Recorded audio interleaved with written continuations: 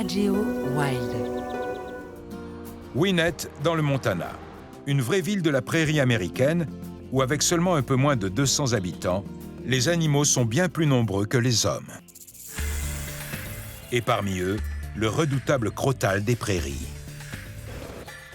On pense souvent que les crotales sont solitaires. Mais en hiver, ils se regroupent dans leur site d'hibernation. Par une belle journée d'automne, le photographe amateur Michael Delaney et sa petite amie décident de partir en balade. Ils espèrent photographier certaines espèces endémiques. Soudain, un son reconnaissable entre tous leur parvient. Le bruit augmentait à mesure qu'on marchait. Je sentais l'adrénaline monter. Je me demandais ce que j'allais voir. Puis je me suis aperçu qu'il y avait des serpents partout. Fasciné par ce spectacle, Michael Delaney fait une chose dont beaucoup d'entre nous n'auraient jamais l'idée.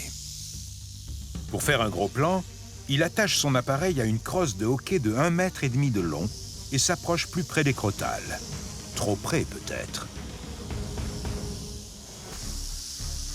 Visiblement, les serpents n'apprécient guère les photographes.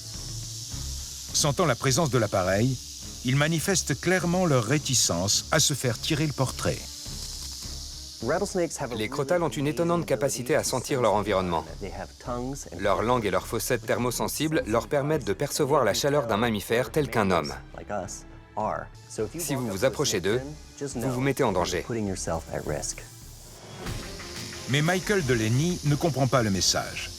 Au lieu de laisser aux vedettes un peu d'espace, il avance son appareil encore plus près d'un des plus gros crotales du groupe. Je regarde autour de moi et je vois des serpents partout. J'ai peur que l'un d'eux ne m'attaque par derrière. Si je me fais mordre, l'hôpital le plus proche est à 1 heure de route. Ce serpent en a assez. Il fait comprendre au jeune homme qu'il est temps qu'il parte par la seule méthode qu'ils connaissent. Il frappe l'appareil, crochet en avant, et le fait tomber de la crosse de hockey au milieu des corps enchevêtrés de ses congénères. Il vaudrait mieux arrêter les frais et s'en aller, mais Michael Delaney se refuse à abandonner son précieux appareil. Il fait alors l'impensable. À l'aide de la crosse de hockey, il tente de récupérer l'objet enfoui sous un amas de reptiles ondulants.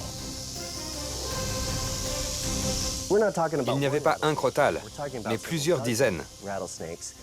Si ça avait mal tourné, par exemple s'il était tombé au milieu, il aurait pu mourir.